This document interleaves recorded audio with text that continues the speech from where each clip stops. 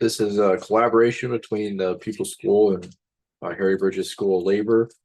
And the Harry Bridges School of Labor was made by the Labor United Educational League. Our purpose is to educate the workers of America on the strength of unions and to foster a class-conscious workforce. We aim to connect the struggles of the past with the struggles of today to empower the labor movement to transform from their present hopeless defensive fight into an aggressive attack upon capital. We plan to empower workers with knowledge, regardless of industry or type of work, bring all workers to a class-oriented trade union movement. And tonight, our class is going to be on the Flint Sit-Down Strike, Part 2. We had the previous one last week, and so we're going to be continuing that class tonight. We're going to be going over the Battle of the Running Bulls, the GM counterattacks, and the sit-downers take the Chevy number 4 plant. And then we're going to go over how the workers win. And we'll start off section 1. All right. Section 1, Battle of the Running Bulls, beginning of negotiations. On the afternoon of January 11th, as workers were handing food in through the main gate of Fisher Body number 2, company guards suddenly appeared and overpowered them, closing the gate of the smaller plant. The workers quickly ran a ladder to hoist the food to the second floor, but the guards hauled it down. At that moment, in 16-degree weather, the company turned off the heat. Word was sent to Union headquarters, and hundreds of workers raced to the scene. Some were from Buick and Chevy. Some were bus drivers who had been helped by the auto workers during their recent strike. Some were flying squads in town from Toledo and Norwood, Ohio, to help out. The ever-present sound truck appeared in front of the plant. Immediately, 20 outside pickets, Fisher number 2 workers, advanced on the company guards with homemade billy clubs, took their keys, and captured the gate to guard against city cops entering. Company guards phoned the Flint cops, barricading themselves in the plant's ladies' room, claiming they were kidnapped. It became obvious that the whole provocation had been prearranged. The cops arrived in minutes, loaded down with revolvers, gas guns, grenades, and supplies of tear and nauseating gas. They blockaded the streets, removed parked cars, and then attacked the pickets guarding the gate. Women pickets deposited their children at the Union Hall and raced to the plant. When the first gas bombs were thrown, the pickets outside retreated temporarily. The wind blew the gas back into the cops' ranks. Inside the plant, the sit-downers dragged fire hoses to the windows and began firing water at the advancing cops. 2-pound door hinges began raining down from the roof. Within 5 minutes, the cops retreated. The sit-downers started hauling out a supply of empty milk bottles and hinges to the pickets outside, preparing for a second attack. The cops began hurling gas bombs through the plant windows, which were not as well ventilated as at Fisher number 1. The workers grabbed them with gloved hands and quickly doused them in buckets of water located nearby for that purpose. The cops then regrouped and made a second rush, but were met with a volley of bottles, hinges, and lumps of coal outside and water from the inside hoses. They couldn't get close this time. The sound truck, manned by several organizers, was helping to direct the battle amid a barrage of tear gas. Again, the cops retreated, this time with the workers in hot pursuit. The counterattack was led by Travis, who was later treated for gas burns. The pickets were joined by scores of other workers who were part of a crowd watching the battle. At that point, the cops opened fire. 14 were wounded, 1, a leader of the bus drivers union, critically. While fellow workers carried them off, the rest continued on the attack, overturning the sheriff's car, with the sheriff inside, and spilling large quantities of gas and gas grenades out of the trunk. The cops continued to retreat up the hill, shooting at the windows of the plant. One woman, Janora Johnson, whose husband was inside the plant, grabbed the mic in the sound truck and cried, Cowards! Cowards! Shooting unarmed and defenseless men! Women of Flint, this is your fight! Join the picket line and defend your jobs, your husband's job, and your children's home. Victor Reuther, manning the sound truck, pointed out that it was not the peaceful workers, but GM's cops who were responsible for the destruction. He told the workers that they must fight not only for their jobs, but for their very lives. Let General Motors be warned. The patience of these men is not inexhaustible. If there is further bloodshed, we will not be responsible for what the workers do in their rage. There are costly machines in that plant. Let the corporation and their thugs remember that. You got a picture on the other side there? The workers outside barricaded both ends of the plant with abandoned cars. Governor Frank Murphy arrived in Flint and said that he was holding the National Guard in readiness, but GM's strategy had failed for the moment. Attempting to counteract the character of a peaceful sit-down, it had provoked violence at Fisher No. 2, much smaller than its sister plant. It wanted to create a situation whereby the Guard would be ordered in and martial law declared. Its hope was to starve out the workers and eventually evict them, thereby giving impetus to a back-to-work movement led by the Flint Alliance. The courage, organization, and solidarity of the workers had overcome this strategy. The Battle of Bull's Run, as it later came to be known, had ended. The Bulls had run. One of the results of the victory of Bull's Run was the new importance it gave to women in the strike. Up to that time, though joining outside picket lines, most had been involved in preparing food. Many wives of the sit-downers had been the victims of malicious anonymous letters telling them their husbands inside the plant were sick. Some women were tricked into demanding that their husbands and sons be brought home. But Bull's Run turned the tide. Janora Johnson, who had spoken out so militantly in the heat of the battle, began organizing the Women's Emergency Brigade as a vanguard detachment of the Women's Auxiliary. It was composed of volunteers, mostly veterans of the previous battle, organized along semi-military lines.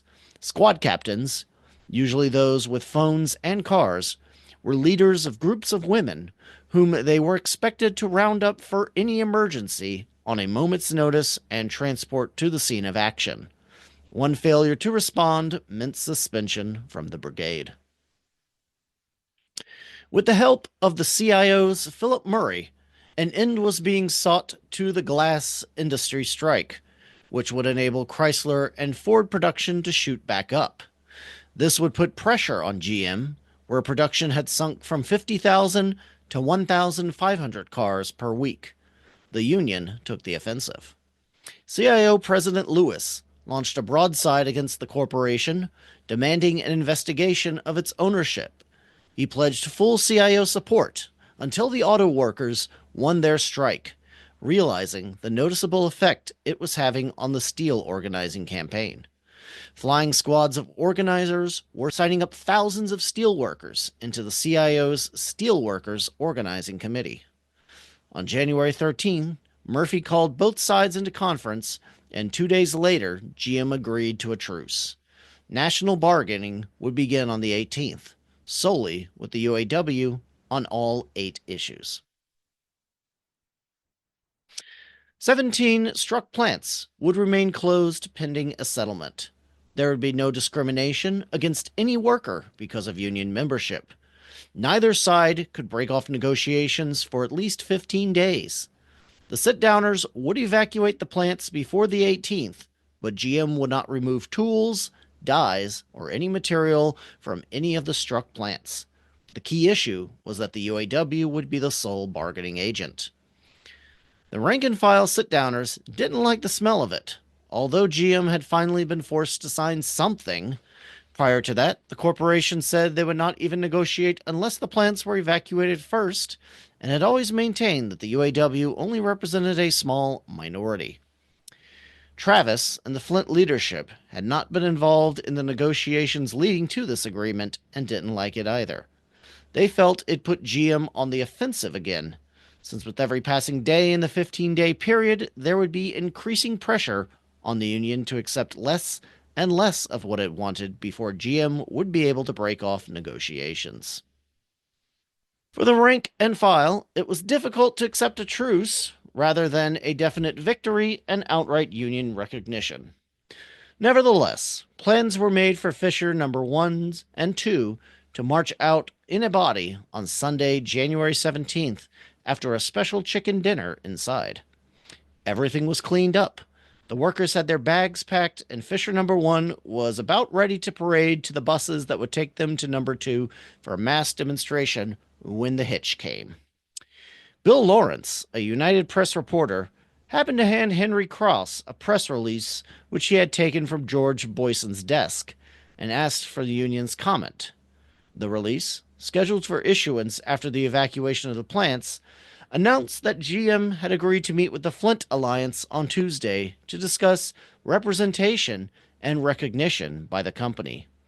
This was a direct violation of the agreement to bargain solely with the UAW. Travis sent runners immediately to both body plants to halt the evacuations while the workers discussed the new turn of events. Although UAW President Martin, when notified, saw nothing wrong in the development, CIO Director Brophy and Vice President Mortimer agreed with Travis's move. When the proposal was made to remain inside Fisher number 1, the workers cheered. A welcoming crowd of 5,000 outside applauded wildly when they heard the decision 10 minutes after the sit-downers had been scheduled to leave. Horns honked for 5 minutes as the men lined the windows of the plant, waving to their families and fellow strikers. A dummy figure labeled GM Stool Pigeon was lowered to the ground and torn to shreds. Another rally of 10,000 at Fisher number 2 also cheered Mortimer's announcements that the sit-downers had decided to stick it out in the face of GM's double cross. There was a victory air at Pingley Hall. The strike in the union had suddenly attained full maturity. The workers felt GM couldn't bargain with two unions. You can't have an 8-hour shift on one end and an assembly line and 6 on another. GM then walked out of the negotiations, and the workers tightened their lines once more. It was back to scratch again. GM opened a strike-breaking drive. Economic conditions were worsening, a time when anti-strike movements flourish.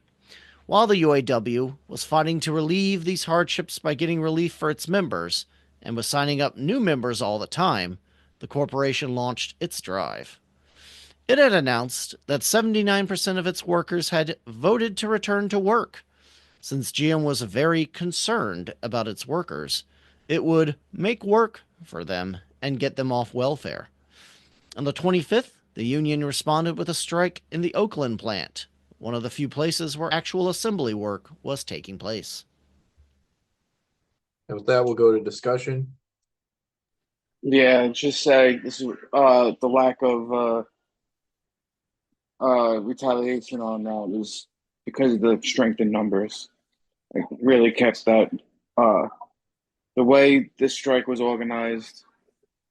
It made it virtually impossible for these major raids to take place on the workplaces from the cops, and it left the workers in a good place to defend themselves without getting completely crushed.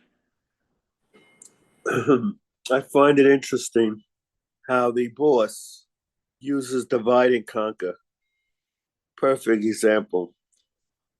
How they use individualist tendencies among groups to divide against the collective. So you had this group around this Flint worker who they were trying to make negotiations with their people. At the same time, they claimed they were negotiating with the collective, the United Auto Workers. And you cannot have two bosses, and you can't have loyalty to two unions at the same time. So the boss used it to fight each other. And it's a common tactic that's being used right now. And workers continue to fall for it. It's amazing. Thank you. Angela. Also, on that note, keep in mind that earlier the Flint Labor Collective was also made up of people who were stools or sympathetic, at least, to GM. So it was also another pro organization that was more favorable to the boss that had been set up, like a business union. Right. Okay. We can go back to the presentation then. Section 2, GM counterattacks and sit-downers take Chevy number 4. GM's counterattack on the strikers. Vigilantes smashed UAW headquarters at Anderson, Indiana, and ran the union organizers out of town. 5 pickets were clubbed by cops on a line in front of the Cadillac plant in Detroit. Mrs. Agnes Gotten, wife of a striker, sought to block police from escorting scabs inside and was clubbed from behind, requiring 5 stitches in her head. But 1,500 pickets succeeded in preventing any strikebreakers from entering, despite the presence of 200 hose-carrying cops. The Flint Alliance met to whip up a frenzy against the strikers. The state legislature sponsored a bill to outlaw sit-down strikes. The Alliance besieged 4 union officials in Saginaw and beat them up, nearly murdering them. Finally, on the 27th, GM reopened non-struck plants, mostly in Chevrolet, employing 40,000 workers. Although it had closed them to throw workers on the street and blame the UAW, it was now opening them with no real chance of assembling cars. But the corporation wasn't content with these countermoves. It sought out a judge who didn't own GM stock and filed for an injunction, on grounds, true, of course, that it was losing money to Ford and Chrysler. It demanded immediate evacuation of the Fisher body plants and prohibition of outside picketing. On February 1st, the union was served with a show cause order to explain why it should not bow to the injunction. GM had effectively seized the offensive. It had reopened its non-striking plants, and the union appeared powerless to prevent it. Having passed its break, the union would inevitably fall back and grow weaker, with the chance that the strike might be lost or demands watered down beyond recognition, unless a counteroffensive were launched. That is exactly what Travis and the strikers produced. Sit-downers take Chevy number 4. Across Chevrolet Avenue from Fisher Body number 2, spread out on 80 acres and bisected by the Flint River, stood 9 Chevrolet factories. At 3:30 every afternoon, the 7,000 night shift workers replaced the 7,000 on the day shift. Half of the 14,000 total worked in one factory, Chevy number 4, the motor assembly plant which produced all 1 million Chevrolet engines each year. It was the largest single unit of the GM empire. To seize it would remove the struggle from the courts and put it back in the plants where the workers had an even chance. Yet, to capture it appeared nearly impossible. The plant superintendent, Stormtrooper Arnold Lenz, had instituted a reign of terror. He had concentrated an army of armed guards inside to patrol day and night. The union was growing, and Lenz was firing workers left and right for union activities. As it happened, the union had uncovered a Pinkerton agent, Frenchy Dubuque, and was holding and using him to get information. Travis ordered the stoolie to call his Pinkerton boss and tell him that Travis had asked him directly about Chevy number 4, about the docks, the approaches, etc. The Pinkerton boss told Dubuque that Travis was kidding him. He knows goddamn well the union couldn't take Chevy 4.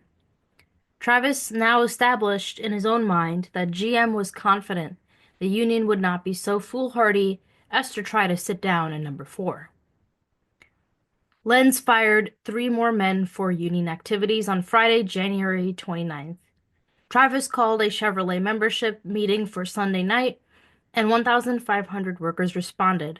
He told them the situation, outlined the goon attacks, and said that union must demand that the UAW members be rehired. The meeting roared approval.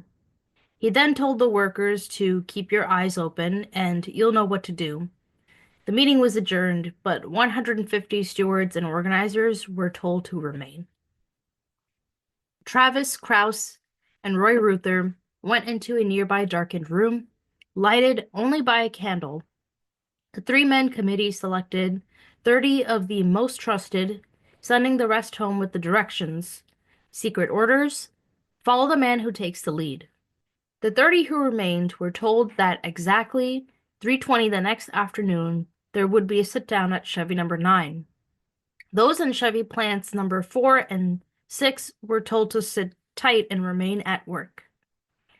Travis then took aside the 2 most trusted union leaders from number 9 and told them that they had to hold the plant just until 4:10, until Chevy number 6 was taken, that it was the real target. Meanwhile, Travis had told 3 leaders from number 6 and number 4 that number 9 was only a decoy, that the men in number 6 were to go to number 4 and help pull it down. Thus, only 6 people knew that number 4 was the actual target. The 30 select few were told about the plan to take number 9, with the idea that the plan to take number 9 would be all over the company in the morning. The only way to defeat the company's stool pigeon system was to use it, to go through an intricate, elaborate, secret procedure with darkened rooms, secret orders on slips of paper, and the rest. Travis believed Lenz would believe the plan because of the extreme measures taken to keep it a secret, and second, because Lenz and the Pinkertons were sure the union would never make an attempt to capture the impregnable number 4. Travis was counting on the GM spy system to give the company the wrong information. In this manner, number 9 was set up as a decoy to draw all the company guards away from number 4 and allow its seizure by the workers. The next afternoon, at the very moment the hearings were taking place on GM's injunction, Travis called a mass meeting at the Union Hall, billed as a mobilization for a protest march on the courthouse. Thousands showed up, and the Women's Emergency Brigade appeared in force.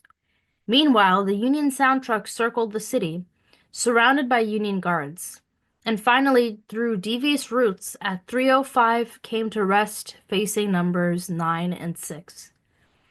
5 minutes later, at the Union Hall, Dorothy Krause rushed up to Travis breathlessly and handed him a slip of paper. Travis turned the crowd and said, "They're beating up our boys at Chevy 9. I suggest we go right down there." Unknown to the workers, the slip of paper was blank. The workers were at number 9 in a few minutes. Newsmen who had been tipped off earlier were already there, and sure enough, there was trouble. Lenz had fallen into the trap completely. The entire armed force from the whole Chevrolet division had been stationed at the personnel building next to number 9. At 3:20, when the night shift marched in yelling strike, the guards closed the doors and rushed in. The outnumbered workers fought valiantly. When the whistle blew at 3:30, the fighting was at its fiercest. The men were using anything they could lay their hands on against the goons' clubs and gas guns. At 3:45, the plant manager at number 4 ran down the lines, tapping all the company men and ordering them over to number 9, leaving number 4 virtually devoid of any pro-company force. Meanwhile, at number 6, just as the 3:30 whistle blew, Ed Kronk picked up a lead pipe and, waving an American flag, started running through the plant, yelling, "Shut her off and follow me," banging the pipe to attract attention over the roar of the plant's machinery. With 35 men, he jogged over to number 4, 300 yards away.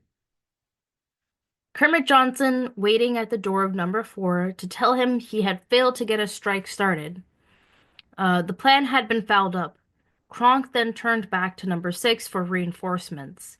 There he found Karl Bubber's powerful group of 100 dockmen and another group of 50 marching in all directions, shutting down the plant. They had assumed that number 6 was the real target. With Kronk's 35 men back to help, number 6 was shut down immediately. They then turned their sights back on number 4. When they arrived in number 4, there was virtually no opposition, except for a few foremen and bosses. The workers split into 2 groups, one moving into the test division, the other down the motor lines, threading in and out among the machines, yelling, exhorting, reacting, or reaching for switches. Many workers, being threatened by dismissal by foremen and straw bosses, wavered as union men marched around shouting, "Strike is on! Come on and help us!" As the number of strikers grew, courage added to courage. There was practically no physical violence. The plant guards returning from Chevy 9 after the battle tried to enter by the northeast gate, but the men drove them off with pistons, connecting rods and rocker arm rods, while others brought fire hoses and squirted water and foamite at the would-be invaders. By this time, pickets and a sound truck came over from Fisher number 2 across Chevrolet Avenue. A member of the Women's Emergency Brigade jumped into the mic and reported that the women from Chevy number 9's battle have gone to the auxiliary hall to wipe their eyes clear of the tear gas and will soon be back. We don't want violence, but we are going to protect our husbands. The Women's Emergency Brigade stood outside the plant, blocking entrances. If any cops or troops were to attempt to break into the plant, it was plain they would first have to go over these women's bodies. Not one attempt was made as the women entrenched themselves, preparing to stay the night. At 4:45 p.m. on February 1st, Chevrolet Plants number 4, producer of 1 million motors a year, largest unit in the worldwide General Motors empire, impregnable against attack, had been secured by the men of the UAW-CIO. The women were standing in front of them, daring any cop, company goon, or National Guardsman to retake it. The brilliant plan conceived by Travis and the ingenuity and heroism of the strikers had stabbed at the very heart of the billion-dollar auto giant. Governor Murphy ordered the National Guard into the area around Chevy number 4. They were partly under the command of Captain Henry McNaughton, who had served in the U.S. force that had invaded the Soviet Union after World War I.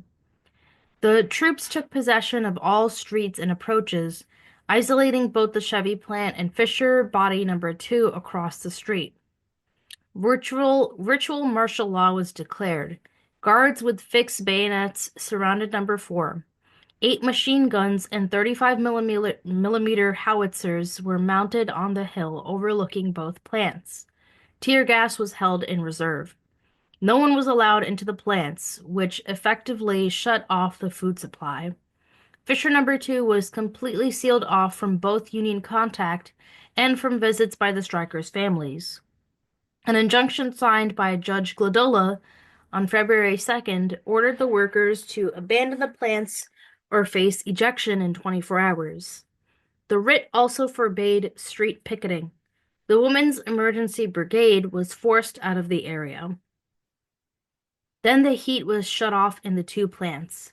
The workers immediately threatened to start huge bonfires to warm themselves.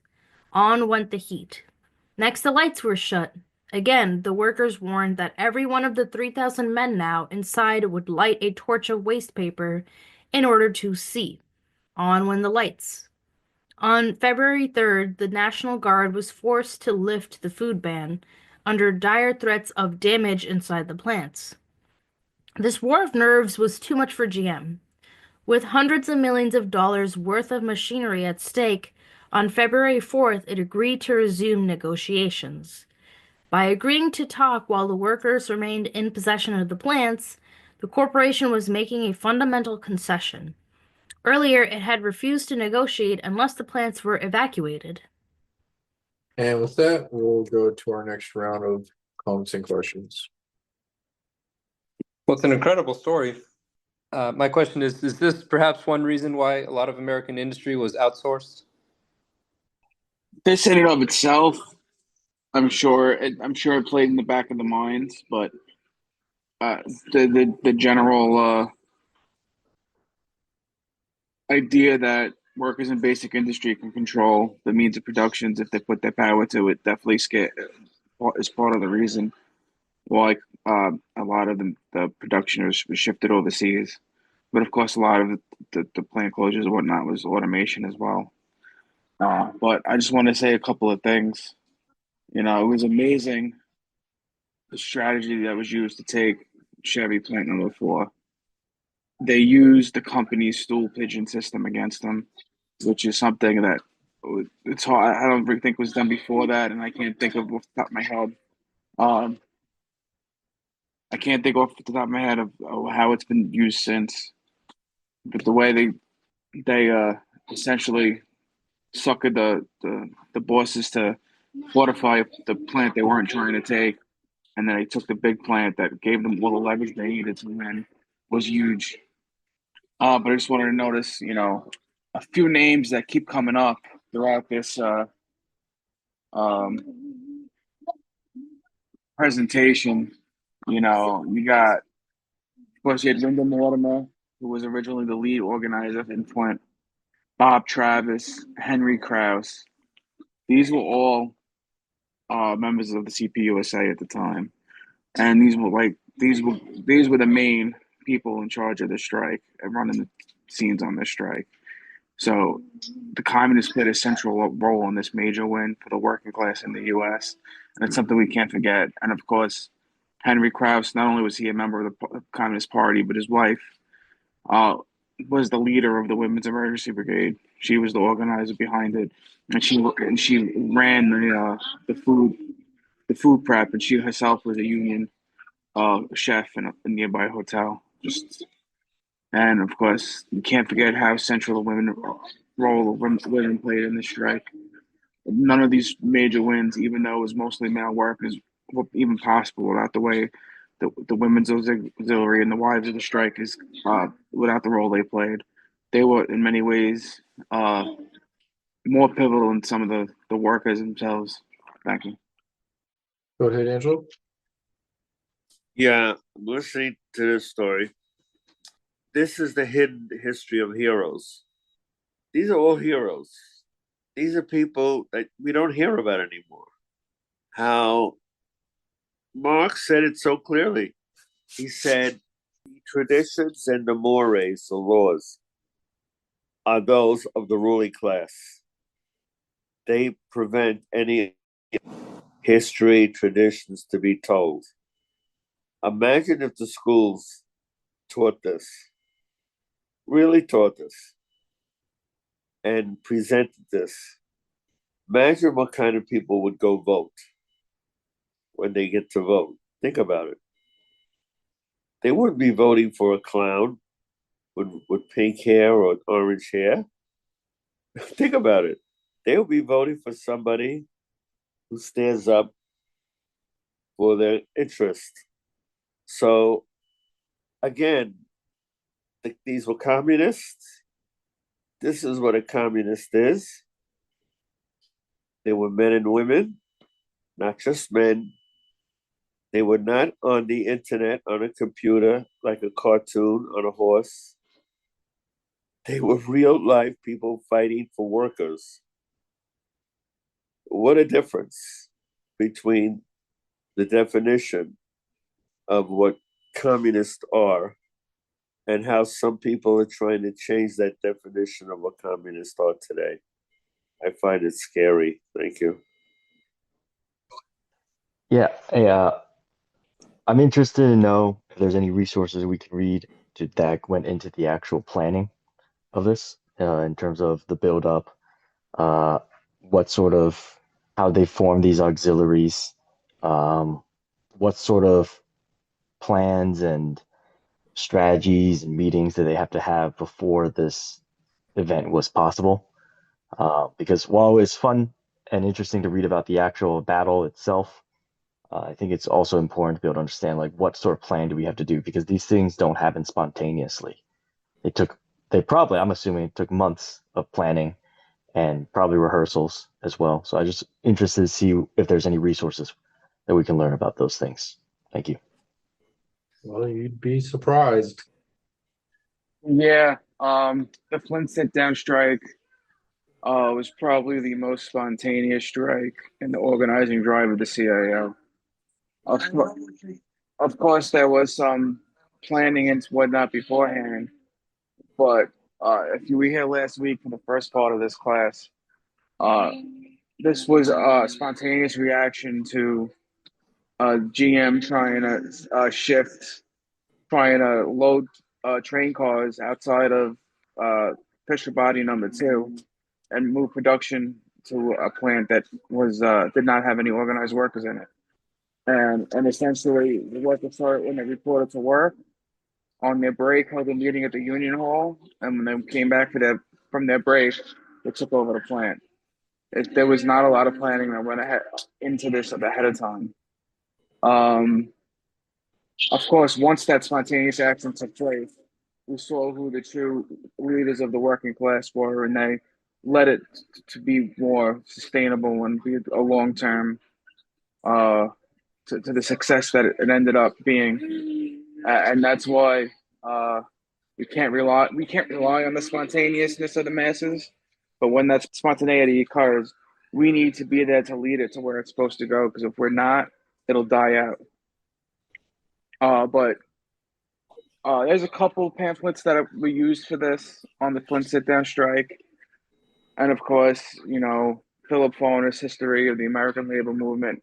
You can find a lot of work in there, a lot of stuff in there on this. There's a lot of resources. And there was a big book written on the Flint Sit-Down Strike. I don't remember the name of it offhand. And if you're looking for other resources, there's a great podcast that came out last year, called Fragile Juggernaut, and it's not just on the Flint Sit-Down Strike, but they have one episode that's on the Sit-Down Strike. There may be some analysis we might not agree with, but overall, for the most part, they acknowledge the role the communists played and weren't overly critical of trying to erase the history. And it's a good podcast to help understand a lot of the movement within the CIO at the time.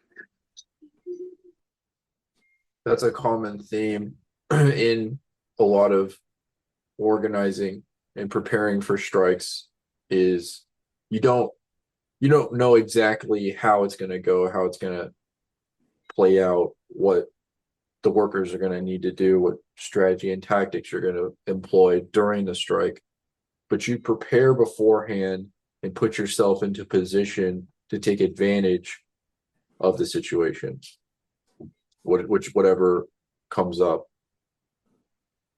And it's built on a lot of experience in smaller fights, I guess.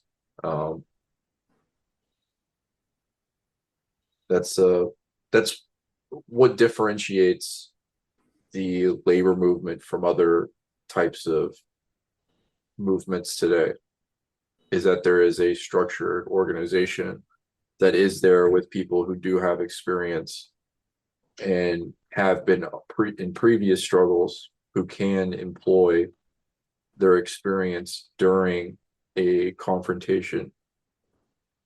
Yeah, this, we're talking a lot about, how powerful the strike was, but I think it's important to note the time period this was in.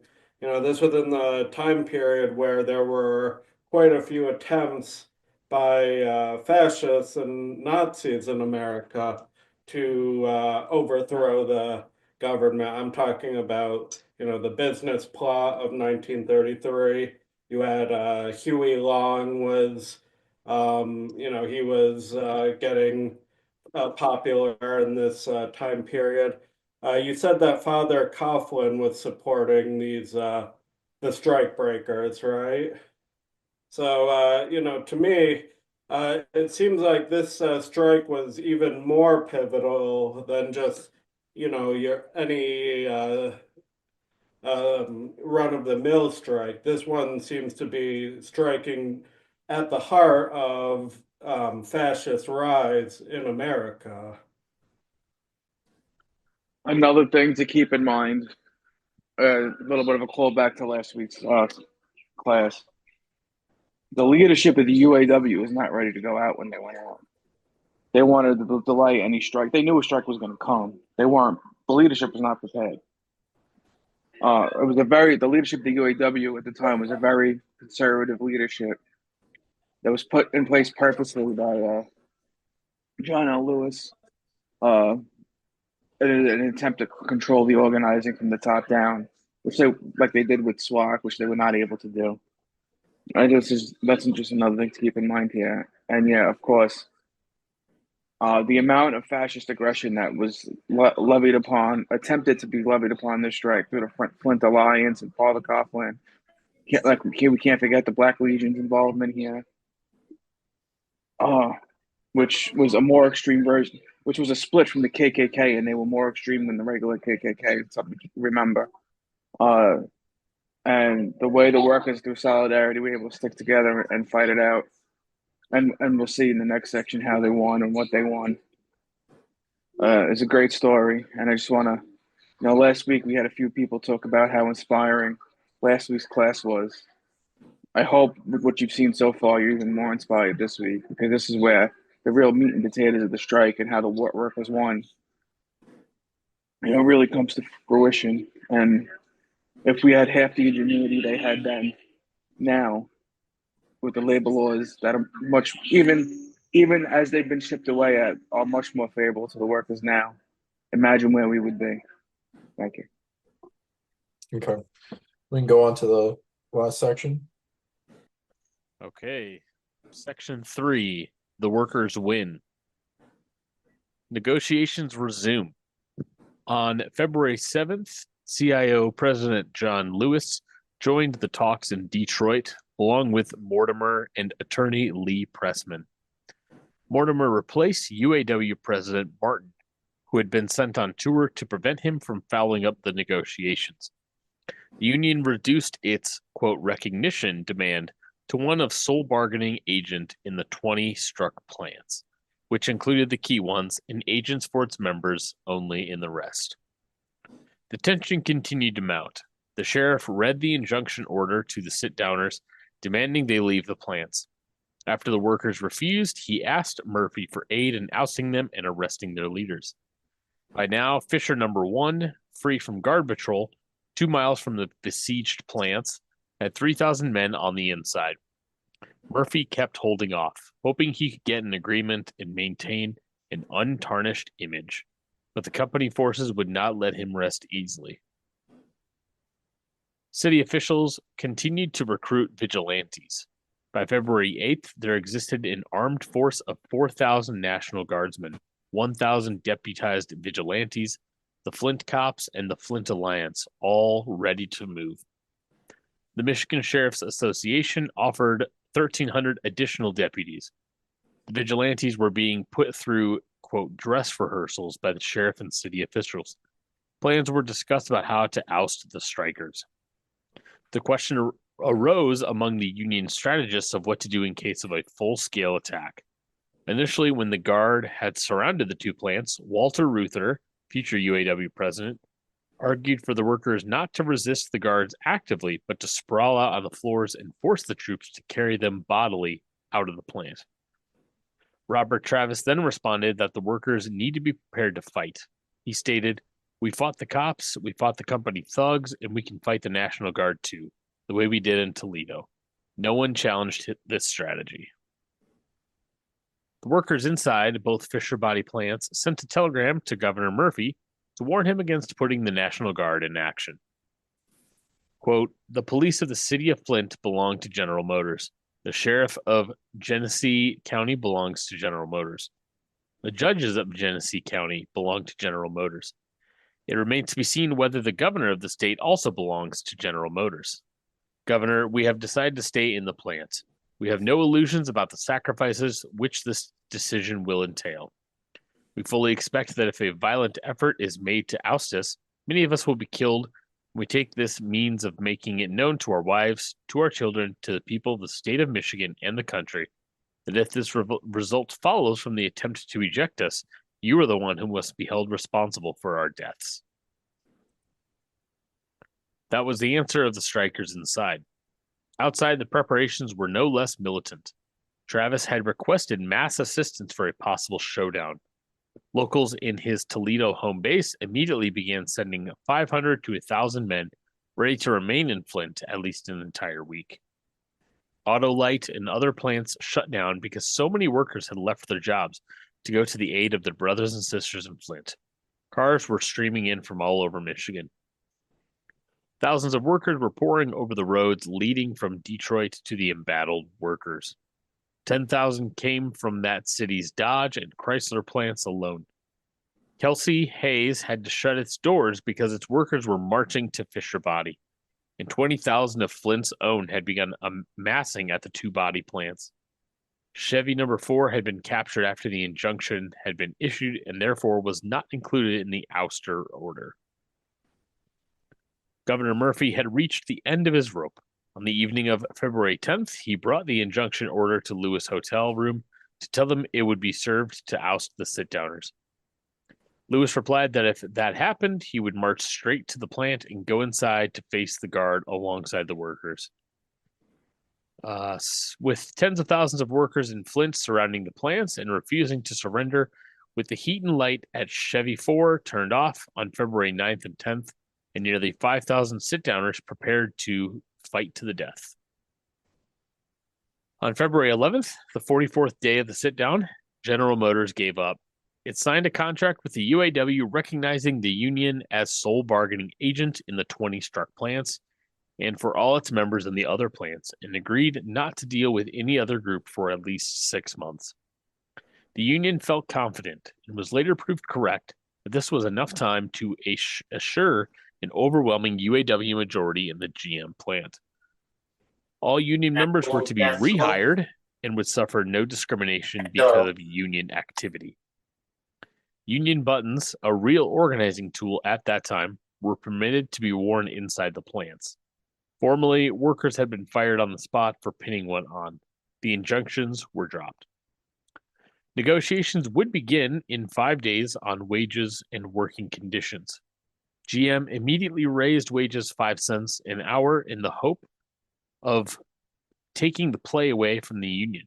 But nearly all the workers traced this $25 million increase directly to the UAW victory.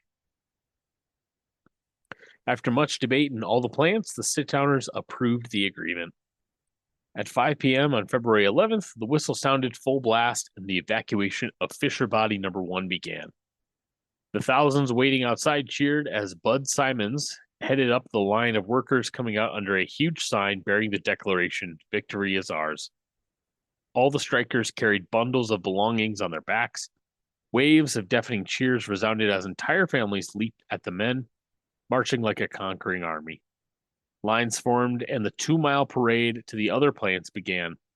As the double row of marchers reached the top of the hill, facing Fisher number 2 and Chevy number 4, great flares lit up the area.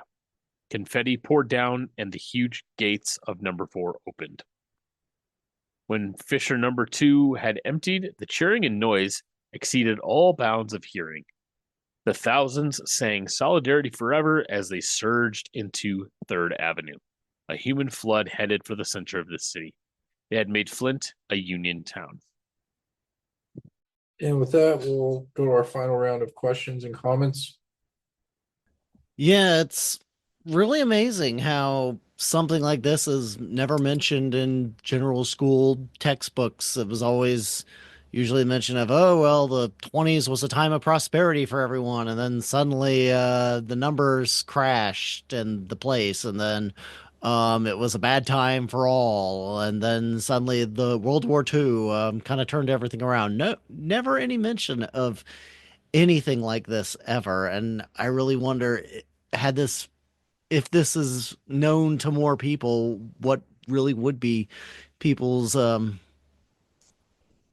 more would there be more class identity in America, or at least awareness of it? I would say that if people knew their history, there would definitely be more of a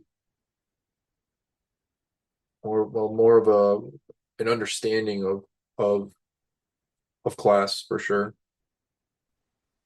I think some of the things that really struck me, and this is how class warfare isn't just a metaphor.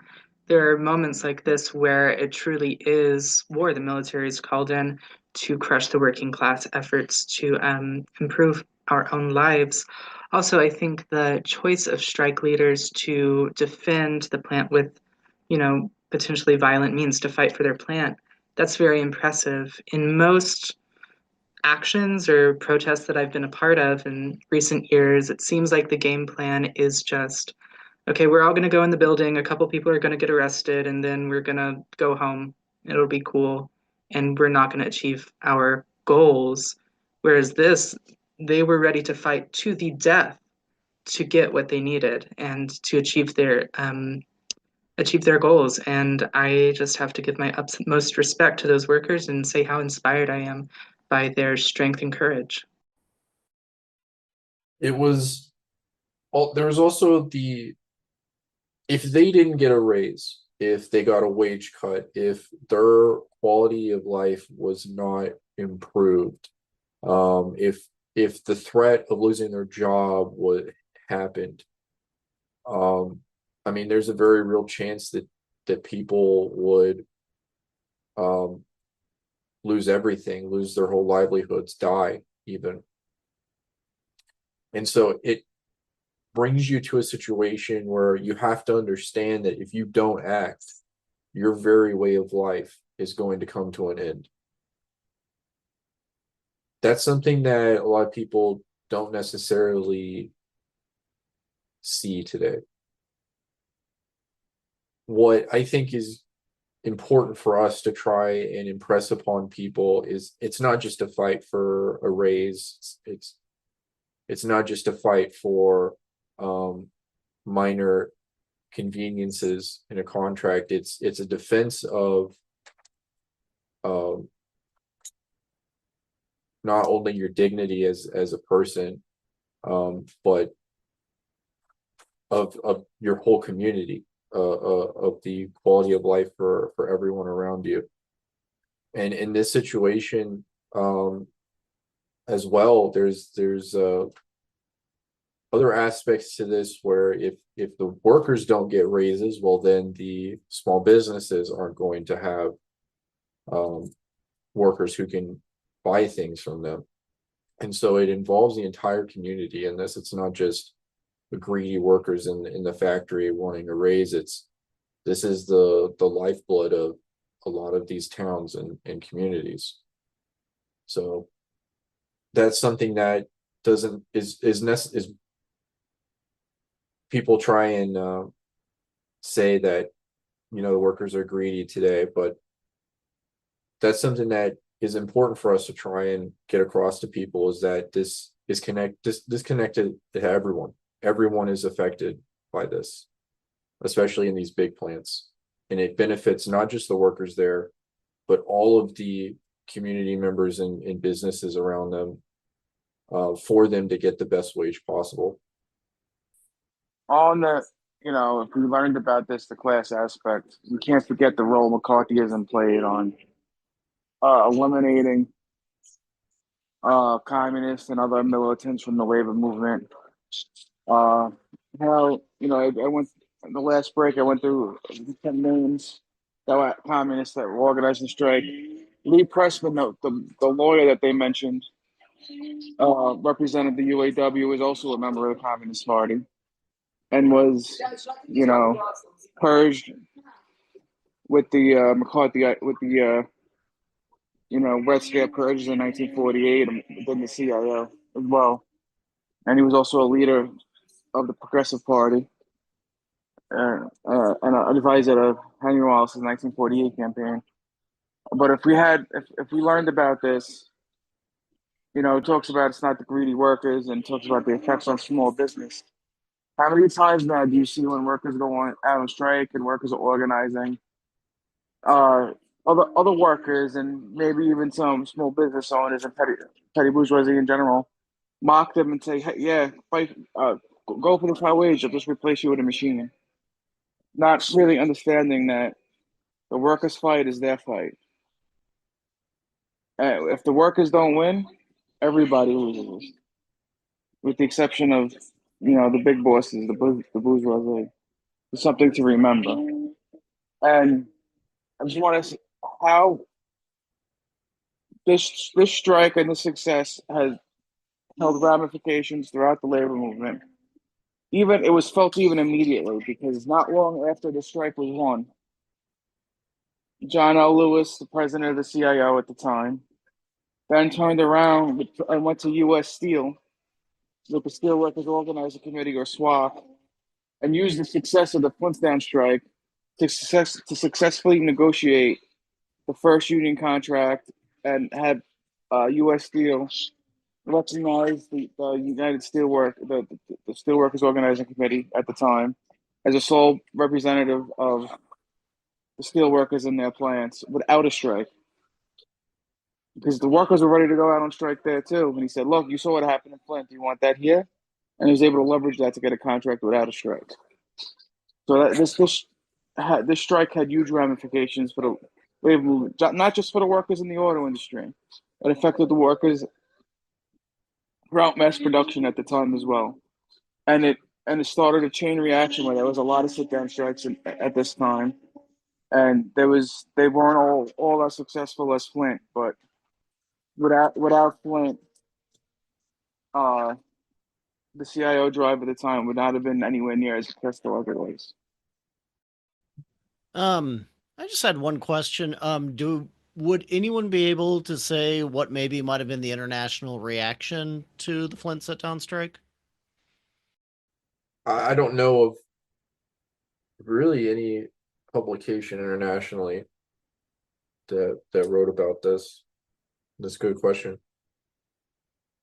I kind of wish we could see that sort of action now. It's kind of a little, it's really inspiring, but it's kind of demoralizing at the same time to see how far things have changed since then. I've tried small scale organizing, and it's really hard to get people to even see that some of the actions we're taking are in their interest at all. It's just there's not much class consciousness, like everyone's saying. Yeah, I thought it was excellent. And what's great about these classes and the outreach that it has is once it gets uploaded on the social media with all the different platforms, it's good that we're sharing this. Another comrade mentioned this earlier. I think it was Angelo. Basically, no one even knows any of this happened anymore. That's not by coincidence. So thank you. The class consciousness, I guess the culture was different from back then versus now. There's just too much individualism. I really would like to see that level of class consciousness within the workers nowadays, but if we had that in the younger generation, stronger, better, we'd basically be unbeatable. But there's just too much individualism. It's hard to tell or to reason to these folks that if you actually combine and organize, you would have the capitalist class whipped, basically. The power in that one strike alone was strong enough to resonate across state lines and strike some fear into bourgeois from different territories. And that was just one big strike. And imagine if it was across industries and stuff. It would be, a nation changing effectively. Yeah, just speaking on, history in general, there's, sections or groups on the left that are, who are very averse to learning history, so much so that they even slander us for teaching history, calling us dogmatists or, or just historical intrigues. But it really is important because today people don't know how to properly struggle in mass like they did back then. And these people just want to, reinvent the wheel for no reason. What they're objectively doing is helping the bourgeoisie when, even though they're acting like they are super revolutionary.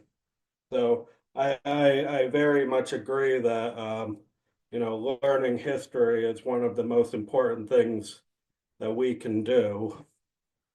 Thank you. Yeah, go ahead, Angela. There are members of the unions today who take it for granted that we have a union. There was a time that people had to fight and die in order to get a union. And now that people they're nonchalant about a union. Yeah, I'm a member of you. I don't know the name of the union. I don't go to meetings. It's amazing that we had to die to get this union idea. And now there are people who take it for granted. And to think that there's going to be social change without the unions is ridiculous. Marx was correct that the working class, the proletariat especially, but the working class are the only ones who could produce social change. They're the only ones who could take society and stop it. Bunch of people in cartoon characters running with red flags, going around the world saying they represent this and that. They don't do anything. Once they're dead, history goes on. Thank you. Thank you, Angela. Yeah, I thought the discussion about how spontaneous it was very interesting, because so much of what we do here is plans and agendas and calendars that we forget. I guess it's easy to forget how the spontaneous element is still a big factor. I mean, and all of our planning and stuff, it's for a good reason. And in what is to be done, Lenin says to guard against subservience to spontaneity. But he doesn't say spontaneity itself. It's the subservience to spontaneity is what the problem is. So I thought that was an interesting way, or I think that's a good way to sort of analyze how we were having that discussion. Yeah, another way, I guess, is that we're structured and we're disciplined now, training ourselves constantly so that we can mitigate losses during the ebb, but we can take advantage of when there's the flow. And that's a big difference from other spontaneous movements that come and go, and there's no structure, no one to keep the lights on, essentially. Yeah, I just wanted to add on to what you said, that a lot of these, I guess, so-called revolutionary groups, they don't know a lot of the history, and so they try all these like new ways to change things. And I find that a lot of those same people are usually quite hopeless and feel like quite powerless to change things as, things are moving along. And when I look at this history from the past, it gives me like such hope seeing how successful they were and how hard and bravely they fought. And so, yeah, just proves how important it is to learn about this history. Yeah, so spontaneity is one thing. I think maybe there's a Lenin quote or something warning against spontaneity, but it's more about being prepared in the moment. There are different sayings like perfect practice makes something, and then or carpe diem, seize the day. But if you're prepared, you can take advantage of the situation. And imagine if an event were happening today, like a big strike was happening. See, there were no cell phones at that time. And what does the government do now? I know where I live in Southern California, whenever there's fire alerts or also, even Amber alerts, everybody's phone goes off. And we saw with the Ukraine conflict how much information can be controlled. So who's to say that all of the strikers wouldn't be painted as murder, the same thing they were painted as we learned today. So definitely preparation leads to success. Thank you. Yeah, just something else that came to mind is how in the lesson they said that they kind of fought back against the company by threatening to destroy some of the expensive machinery. And I'm just wondering, like, how that would go today with some capital in heavy industries, threaten to sabotage and stuff like that. Because, for example, there's big mines here. Some of the equipment's really expensive, but I'm sure that there would be a huge crackdown if that happened. I'm surprised he got away with it back then, though. It would definitely be more difficult today. There was that big case with the Teamsters, Glacier or something up in Washington. It was basically a concrete company, and the Teamsters left the concrete in the truck, and it hardened, and the company sued the union for damages. And the NLRB ended up fining the union several $1 million. Yeah, I was just gonna say that Comrade put it very well, and everybody else did too. I think I saw it that we don't know what the specific event that is gonna happen that is going to rouse up the masses or rouse up people to, I guess, get organized or to. But the goal of the party is to be training cadre to be and training the party or the people in the party to be ready to be when these situations do occur, when we're in these organizations or in our unions, to be able to take advantage of these situations and direct them in a way where it won't just fizzle out very shortly after. And no, yeah, and also on the learning from our history, that's also very important. Like how put it was great. Obviously, we're not learning from history to apply it mechanically to this today, but it's important, or it's great experience to see other people that have experienced similar situations, which a lot of the general laws still apply today. There might be differences in the conditions or of our country compared to theirs, or in what's happening today compared to back then, but there's still general laws and general things that we can take from that and learn from. Yeah, so with the spontaneity from this strike, with the spontaneity from the strike, it's important to remember the Communist Party spent well over a decade before this training its cadre, developing its discipline and organizational skills. And that's essentially what came to the fore once the spontaneity of the strike started. And that's how the strike was able to be led successfully to the workers' ultimate victory. And that's essentially where we're at now, where we're training our cadre and we're trying to develop ourselves. So when the time comes, we will be ready there to lead the spontaneous movement of the masses to victory. That's very important to remember, and a lot of I think sometimes people miss the forest for the trees. They're in a rush to act now in the moment now when the time is not right, you don't have the masses and you don't have the discipline developed to be ready to lead the masses. That's all I got right now.